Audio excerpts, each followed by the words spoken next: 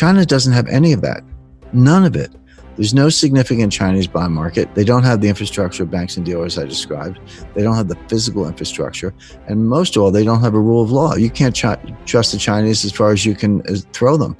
I was a facilitator and then a participant in the first ever financial wargame ever conducted by the Pentagon.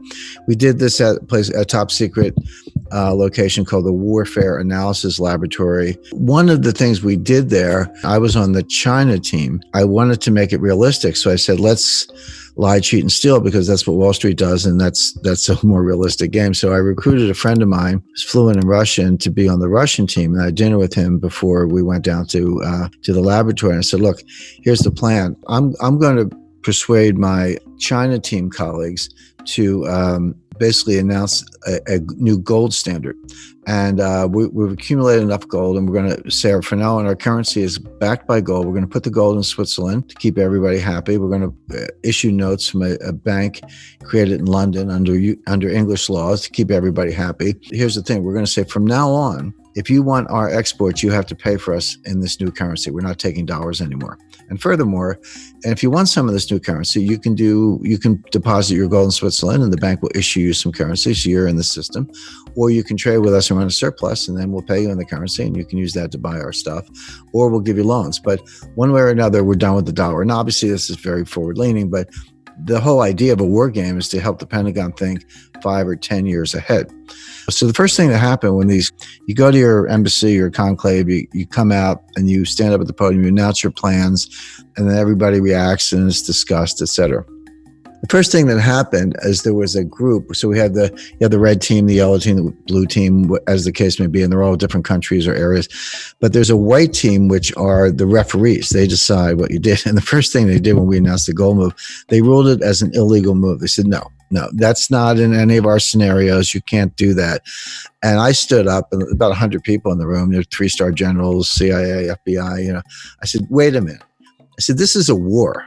There are no illegal moves in a war. The whole idea is to be out of the box or live in a world where there are no boxes. That's what we're doing here. So they agreed. They said, okay, we think it's a really dumb idea, but we'll let you do it. Well, over the course of 2 days, it accelerated and gathered momentum. At the end of it, Russia got PowerPoints. Okay, so this was 2009. Within 10 years, so what facts happened? Within 10 years, Russia tripled its gold reserves. Last week, the dollar value of Russia's gold exceeded the dollar value of its treasury securities. They have 20% of their reserves in gold, and the value of their gold is more than the value of the U.S. treasury securities. They're dumping treasuries, buying gold. Exactly what we warned the Pentagon about 10 years ago. And here it is, and China has more than tripled its reserves. So we're not there yet, but we're moving to some kind of gold-backed world. But the point is, that was all in the war game. That's all in the book. And I made one other point. I said, currency wars don't happen all the time. They might only happen twice in a century. But when they happen, they can last for 10 or 15 years. That's how long it takes to sort out. What you describe about the Chinese money supply is absolutely correct. People in the United States complain, the Federal Reserve has printed $4 trillion in the past year. And they have printed $4 trillion in the last year. They're taking the Fed balance sheet from about 3.5 trillion to 7.5 trillion. So yeah, we printed $4 trillion in the past year. Didn't do any good, won't do any good, but we did it. But Chinese money supply is even larger and growing faster. Now, I don't want to get into the weeds on China's internal monetary policy. I could, except to say that they're grossly over-leveraged. The economy is investment-driven, not consumption-driven. They're about 45% investment. The U.S. is about 25% investment. So that gives you some idea of how investment is to the Chinese, which is actually okay if you're investing in productive assets that pay their way. They're not. They're wasting the money. I've been to China many times, been going back and forth there for 35 years. I've been out in the countryside. I don't just stick to the hotel lobby in Beijing. I got mud on my boots visiting these ghost cities. And so each ghost city, there are a bunch of them, actually seven. Imagine building 7 cities. That's what I saw. And so they got 1 or 2 skyscrapers, and they got mixed use, and they got retail shopping, a country club, a hotel, a golf course, a pond, highway stops, airport, etc. And it's all empty. I mean, it's just all empty. Shiny new construction, some of it still under construction, all empty. So I said to the communists, I said, what are you guys doing here? I mean, nobody's here. So, oh, don't worry. People will be coming from the countryside. And they will be populating these cities. And I said, when? I said, no one's coming. And besides that, you've already drained the countryside. That already happened. But I said, you cannot mothball a building. It's not like some old clothes. I mean, the way a building maintains itself, it gets occupied and there's maintenance and people fix it and all that. I visited, I used to travel a lot in Central Africa in the early 80s. Zaire at the time, today it's the Congo. I was in Kinshasa, but it was right after the 70s commodities boom.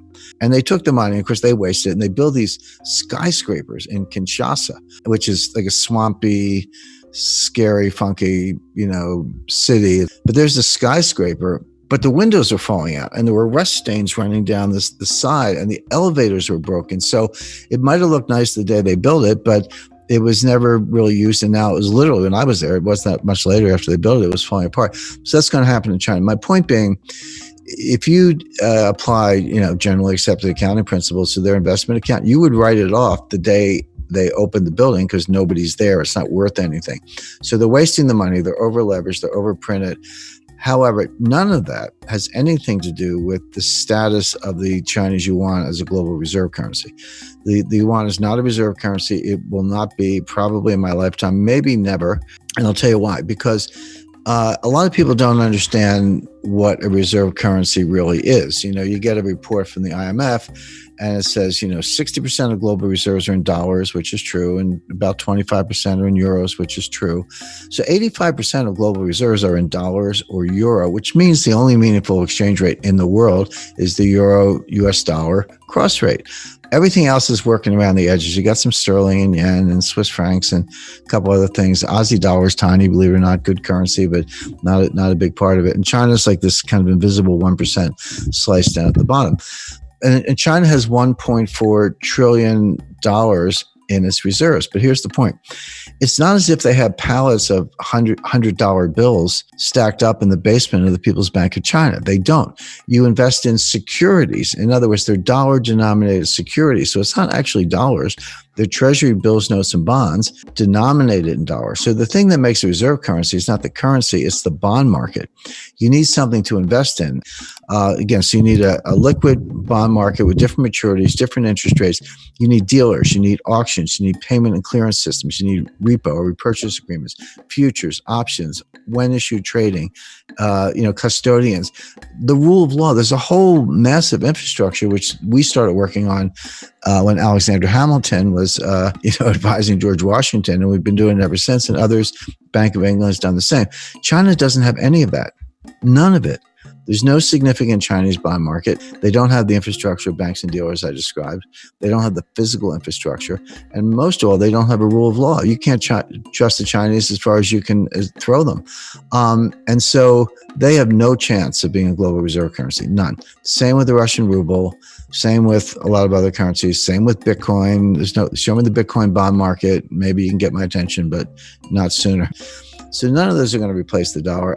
First thing, my wife hates me to admit this, but I was once a registered lobbyist in Washington. I ran an office there. I spent a lot of time on Capitol Hill. And the first thing I learned in Washington is you can't beat something with nothing. In other words, if you hate a policy or a program, you just hate it, you write op-eds, fine. You're not going to change it unless you bring something to replace it. So for all the criticisms of the dollar, and there are plenty of them, you're not going to dethrone the dollar as the leading global reserve currency unless you can show me what you're going to replace it with. And there's one and only one contender in the world today, which is gold. So that's a whole other conversation. I'm not saying we're going to be on a gold standard tomorrow. As far as China's concerned, China's a house of cards. It's going to collapse. It's going to be ugly. Hard to say when, but probably sooner than later. And they know it. And they're not going to be a global reserve currency. So we can put China to one side, but China's a house of cards. Now, getting it back to the United States, the first point, let's talk about stimulus first. So the Fed printed $4 trillion. Congress, we had $1 trillion, what are called baseline budget deficits going into the pandemic. So with no pandemic, we were going to have $1 trillion deficit in 2020 and 2021. Now, Congress put $3 trillion on top of that with rescue and bailout programs last March, April, and May. That was the CARES program, payroll protection plan, aid to hospitals, extended unemployment benefits, higher unemployment benefits, etc. I'm not saying any of those things were bad. It was needed to keep things from getting a lot worse. But we put $3 trillion on top of this. So there's $4 trillion for fiscal 2020. They just did $1 trillion last week in the kind of final days of the Trump administration. So that's $5 trillion. And Biden has announced his plan. He's going to have a $2 trillion rescue bailout, so-called stimulus plan now. So that's $7 trillion plus the $1 trillion baseline for fiscal 2021. So there's $8 trillion in deficit spending in 2 fiscal years, $4 trillion of money printing by the Fed. Now, those are the numbers. That's not projections. That's baked in the pie. Just don't call it stimulus. It will have no stimulative effect. Does it, again, as I say, keep the lights on? Yes. Would just some people keep their jobs last spring because their employer got payroll protection plans? Yes. Did other people benefit from increased unemployment benefits? Yes. Was a lot of that necessary because things were in such bad shape? Yes. So I'm not arguing that side of it, but it does not stimulate. It's not going to get us out of the depression. Let me be very specific as to why, because I don't make claims without backing it up. On the money supply, you can print all the money you want, but Milton Friedman was wrong. The monetarists are wrong. The Austrian school is wrong. Money printing does not cause inflation. What causes inflation is something called velocity, which is the turnover of money. The money has to be lent and spent. Banks have to be lenders. People and businesses have to be borrowers.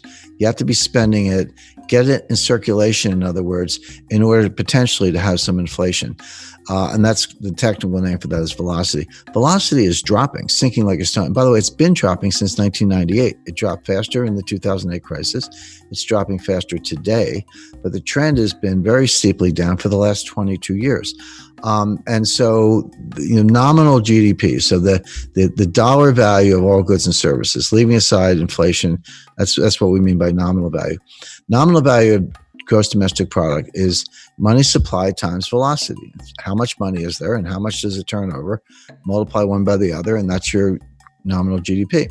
And I remind people that $7 trillion times zero is zero, meaning you can print the $7 trillion, but if you don't have any velocity, you don't have an economy.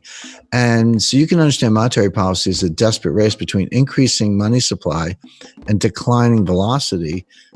One offsets the other so that you barely keep nominal GDP where it is. In fact, it's going to go down about 6 or 7%. We're not getting back to 2019 levels of output. If you take 2019 as your baseline, we're not getting back to 2019 levels till 2023 at the earliest. We're not getting back to 2019 levels of job creation, the number of people who have jobs, until 2025 at the earliest.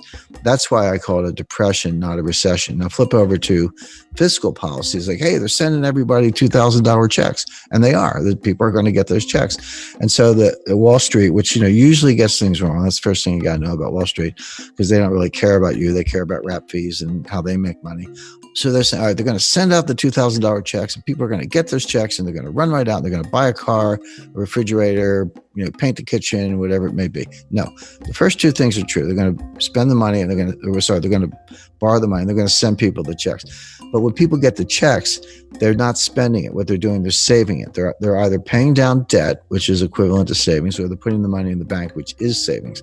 So certainly if you lost your job, you're not going to take your friends out to dinner. You're going to throw the money in the bank or pay the rent.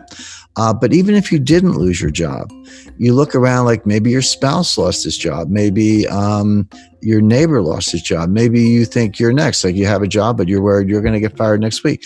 So you save it. And the name for that, economists call that precautionary savings, or, plain English, it's saving for a rainy day, except it's raining everywhere. So they are going to send the checks out, but people aren't going to spend it. And that's the reason you're not going to get the stimulative effect, but you are going to increase the deficit, which gets back to this debt to GDP ratio. So take the total debt divided by GDP. That's some ratio. The research is very convincing, very clear. A number of studies show this, that up to about 90%, so 90% debt to GDP, you get a little bit of something called a Keynesian multiplier, meaning you borrow $1, you spend $1, and you get $1.10 of GDP, or you get $1.05 of GDP. And it works maybe temporarily, but it works when people won't spend the money the government can. That's the idea. But when the debt to GDP ratio goes above 90%, that's what physicists call a critical threshold or a phase transition. Now you're through the looking glass.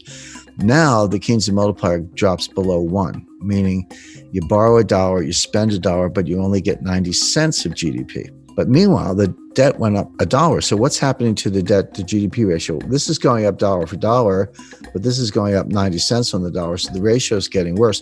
Guess what the US debt to GDP ratio is today? The answer is it's about 135%. So we're way past that 90% threshold. And by the way, who's in that club? I can tell you, Lebanon, Greece, and Italy. So there's your lunch table for four, the four super debtors league. And it just gets worse. And that ratio past 90% is a headwind to growth, because people look at it and are like, hey, I don't have a PhD in economics, but I just don't like what I see. And people understand correctly, and this is the behavioral adaptation that policymakers on Wall Street do not understand. But the behavioral adaptations, people look at it and say, I don't know how this is going to end, but it's going to end. We're either going to have a default, or we're going to have something like hyperinflation to make the debt go away, or they're going to raise my taxes. Not sure which, maybe all of the above, but I have to save more money to meet my lifetime goals in the face of some bad outcome that's going to come out of this. That's the real world behavior, and economists know very little about the real world. So the point is, increasing the money supply doesn't work because velocity is declining. Increasing deficits doesn't work because people are saving, not spending, and they're preparing for worse outcomes. So neither one of these, you can call it money printing or spending, but don't call it stimulus, because it doesn't stimulate. We're not getting out of this. And that's why I call my book The New Great Depression.